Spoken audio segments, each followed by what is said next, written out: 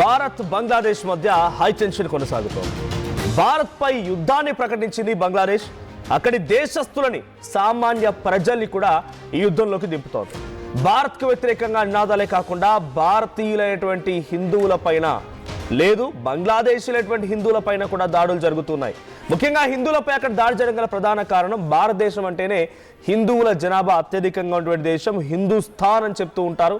That not only represents Hindu religion అనే కాదు, అది రకరకాల డెరివేషన్ అంటే హిందూస్థాన్ డెరివేషన్ రకరకాల సింధు సంబంధించినటువంటి నది నుంచి కానివ్వండి సింధుస్థాన్ కాస్త హిందూస్థాన్గా మారింది.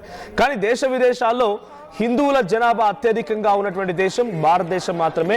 సో ఇప్పుడు భారత ప్రభుత్వానికి భారతదేశానికి వ్యతిరేకంగా యుద్ధం చేస్తున్నటువంటి ఈ తరుణంలో హిందువులపై బంగ్లాదేశ్లో చాలా మారణకాండని సృష్టించడం పెద్ద ఎత్తున ఆందోళన కలిగిస్తోంది. ఊచకోత కోస్తున్నారని చెప్పాలి. ఈ మాట చెప్పడం నాకు చాలా ఇబ్బందిగా ఉంది, బాధగా కూడా ఉంది.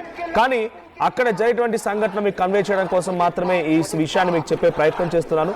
సో బంగ్లాదేశ్లోని చత్తోగ్రామ్లో ఉన్న వీసా సెంటర్ సేవల్ని కూడా భారత్ రద్దు చేసుకోవాల్సిన పరిస్థితి వచ్చింది. సో ఈ చేయడం పైన బంగ్లా కూడా ఆగ్రహం వ్యక్తం చేసింది. సో ఢిల్లీ త్రిపుర వీసా సేవలు నిలిపివేశారు.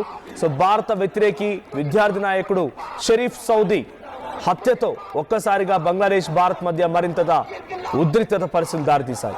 హిందువులే టార్గెట్ గా హత్యలు జరుగుతూ ఉన్నాయి.